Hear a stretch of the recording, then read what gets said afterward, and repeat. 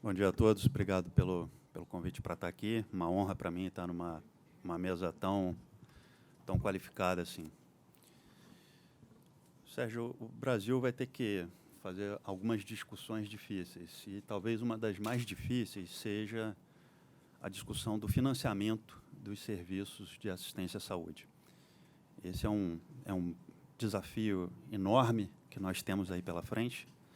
Eu diria que talvez seja um desafio até maior do que o desafio da discussão da reforma da Previdência, né? A reforma da Previdência é um cálculo atuarial, né, que dá para você fazer o cálculo e saber quanto é que você precisa para o financiamento. O financiamento dos serviços de assistência à saúde, esse é um cálculo muito difícil de se fazer, e a gente tem que levar em consideração diversos fatores que estão pressionando esses gastos por saúde. O André mostrou aqui que isso ocorre em diversos países, o Sequim também mostrou aqui. O André também mostrou que existe um espaço fiscal muito curto, né, para se aumentarem os gastos públicos com os serviços de assistência à saúde. E, portanto, é preciso que a sociedade discuta como a gente vai financiar de maneira sustentável os serviços de assistência à saúde.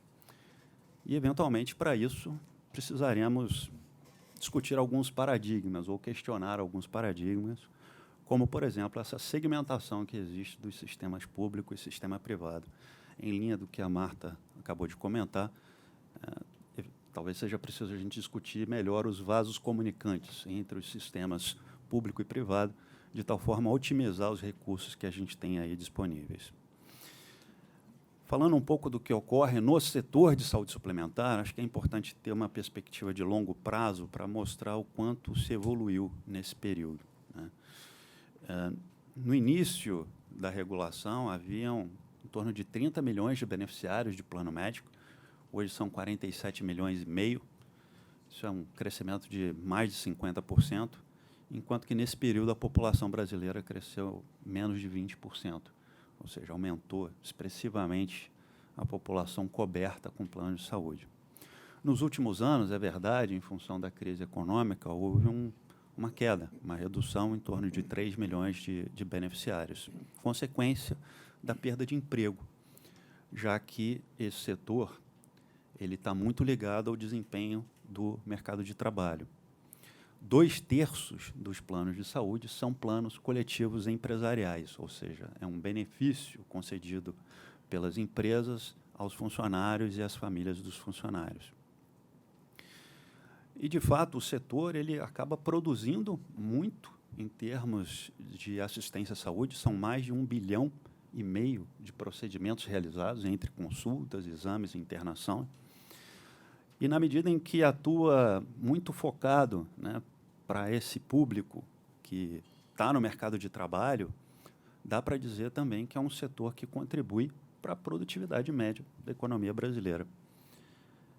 E, portanto, é um setor muito relevante do ponto de vista econômico e social. Avançou-se muito, portanto, nesse período, em termos de cobertura, em termos de produção de saúde. Mas o sistema que nos trouxe até aqui, esse modelo, não necessariamente era sustentável para continuar nos levando para o futuro. Eu costumo usar um exemplo pessoal, né? Meu pai, quando nasceu, não tinha penicilina, né? E a expectativa de vida era de 41 anos. Né?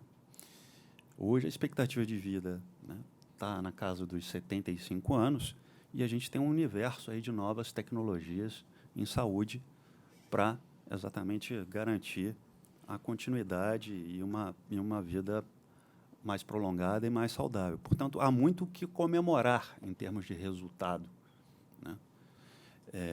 Porém, como tudo na vida, há um trade-off, né? O trade-off é exatamente o desafio que a gente tem para discutir essa sustentabilidade do ponto de vista financeiro. Como é que nós, enquanto sociedade, vamos poder arcar com esses custos? Eu fui há cerca de um mês atrás num evento do setor farmacêutico e lá me impressionou um slide que eu vi que, em 2018, haviam 849 novas moléculas em fase 3 apenas para tratamento do câncer, né? Ou seja, a gente saiu de um horizonte não tão distante assim, em que não havia penicilina, para um horizonte em que a produção tecnológica no setor de saúde está indo para o caminho da especialização. Mais recentemente, muitos devem ter visto o remédio mais caro do mundo, né, de atrofia muscular, custando $2 milhões o tratamento, né? Obviamente, é desejável para toda a sociedade que se dê acesso a essas tecnologias, mas de que forma nós conseguimos dar acesso de maneira sustentável? No setor de plano de saúde, para dar um exemplo como é pelo lado da oferta, o mecanismo de financiamento típico é o mutualismo. Todos nós contribuímos, pagamos mensalidade para que, se um de nós precisar, tem recurso para poder pagar por aquela despesa. A gente tem hoje em torno de 750 operadoras de plano médico hospitalar e temos em torno de 400 operadoras com até 20 mil vidas, né? Ou seja, é um pool, né? É um grupo suficiente para arcar com um custo catastrófico, né? Como o André colocou na apresentação dele. Então, alguns dogmas, eventualmente, vão precisar ser discutidos, e um deles é essa questão de como financiar e como dar acesso, portanto, de maneira, inclusive, mais integrada, público e privado. Existe uma... 20 mil não é uma escala ótima para você absorver... Não, em geral, você precisa ter uma exigência de capital muito grande para você conseguir arcar com despesas muito elevadas. Eu, por experiência, já tive várias reuniões com operadoras em que, eventualmente, às vezes, uma internação de UTI de longo prazo acabava comprometendo a sustentabilidade daquela operadora. E, portanto, com a tendência do envelhecimento, com as novas tecnologias que são inerentes ao sistema, e é que se comemorar essas novas tecnologias, mas é preciso pensar como é que a gente vai financiar isso, como é que nós, enquanto país, vamos conseguir financiar tanto o setor público quanto o setor privado. E talvez um caminho seja buscar otimização na utilização desses recursos. Outro caminho que a agência vem apontando é a necessidade de rediscussão do modelo assistencial, entendendo que a operadora não deve ser apenas uma intermediária financeira, mas também uma gestora de saúde da sua população. E, para isso, nós estamos trazendo o contratante, né, para essa discussão. Já que 2/3 dos planos são coletivos empresariais, o contratante ele precisa entrar nessa discussão e dizer como ele quer, na verdade, essa mudança de modelo assistencial. Eu já ouvi de muitas empresas a informação de que, olha, eu até gostaria de fazer gestão de saúde populacional em parceria com a operadora, mas não consigo. Então, essa mudança de forma de agir da operadora, deixando de ser só intermediadora financeira, para ser também gestora de saúde populacional, é um caminho que a gente acredita e que a gente incentiva, para a gente ter um cuidado menos fragmentado e mais resolutivo. Ou seja, a gente entrega muito procedimento, mas ainda não estamos olhando resultados que importam ao paciente, entregando um resultado em saúde que, de fato, importa a ele. Dando um exemplo também de ordem pessoal, o meu pai, né, que eu citei, ele morreu de câncer de pulmão. Ele tinha feito um exame, ele era fumante, né? Ele tinha feito um exame, estava com uma tosse recorrente, fez um exame, não pegou o resultado daquele exame. Como ele melhorou, deixou para ir no médico depois. 2 anos depois ele voltou no médico, o médico pediu de novo um exame, ele fez outro raio-x, e aí sim ele pegou os 2 exames e levou, né? O câncer já estava detectado no primeiro exame, né?